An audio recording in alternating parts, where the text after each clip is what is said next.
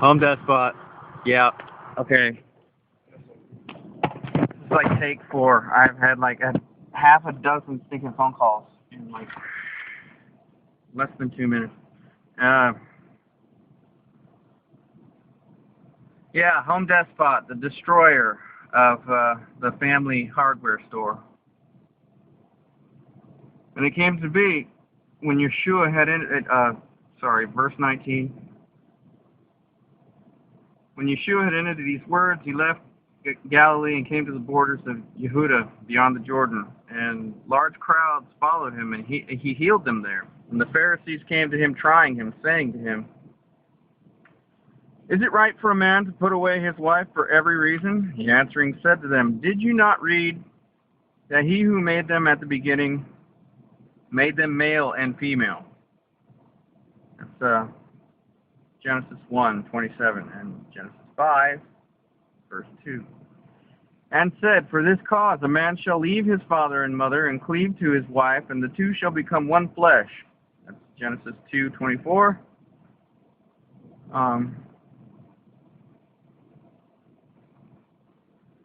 So that they are no longer one, or no longer two, but one flesh. Therefore, what Elohim has joined together, let man not separate.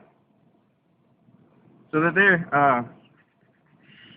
they said to him, "Why then did Moshe command to give a certificate of divorce?"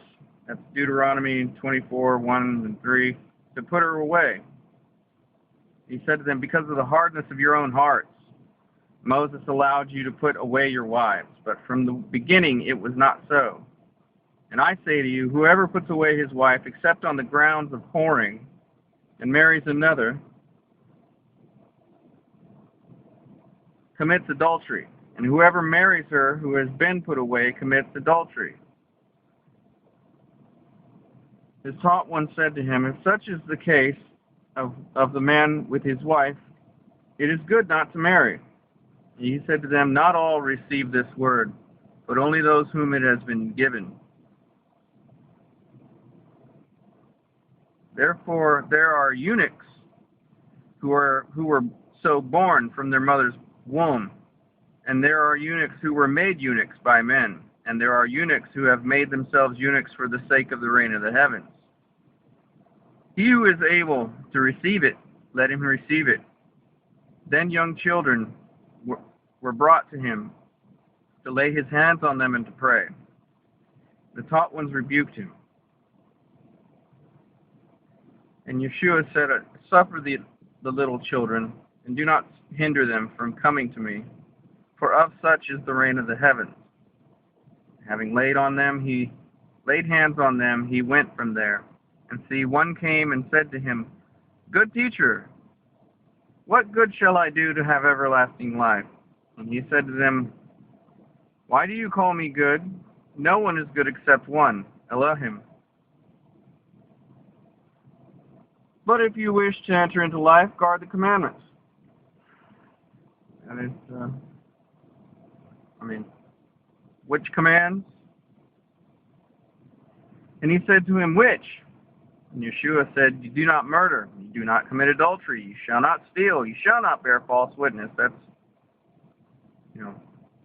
Exodus, Deuteronomy. "Respect your mother and your father. You shall love your neighbor as yourself." That's Exodus, Deuteronomy. You shall love your neighbor as yourself. And everybody thinks that that's some new commandment. No, that comes right out of Leviticus chapter 19. You shall love your neighbor as yourself. Yeah, that's Torah, people. That is Torah. The young man said to him, "All these I have watched over from my youth. What do I still lack?" Yeshua said to him, "If you wish to be perfect, go, sell everything you have and give to the poor, and you shall have treasure in heaven. Now come and follow me."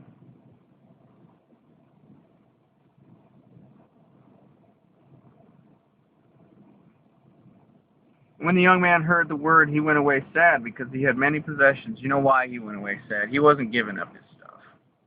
He was not giving up his things and his stuff. He wasn't going to help anybody out. He was going to help himself to the things of this world, and not the treasures in heaven.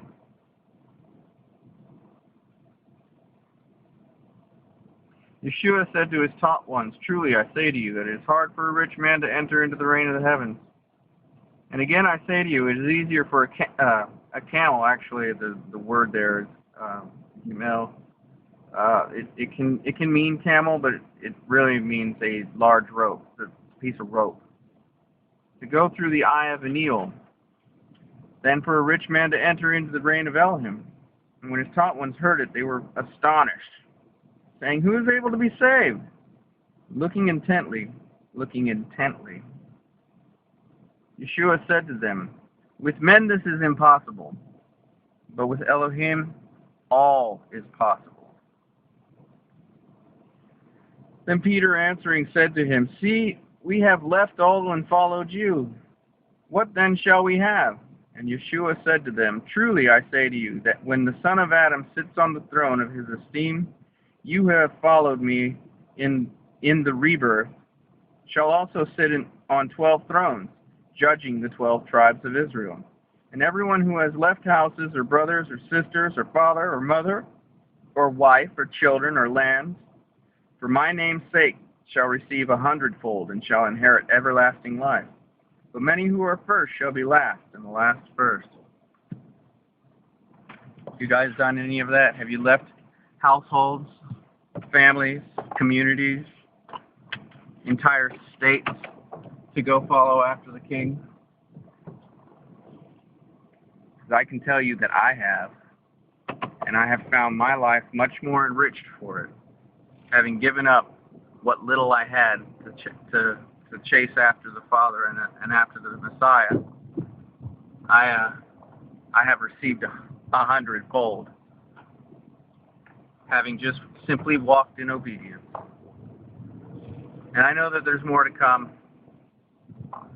but I want to share those words of encouragement to you.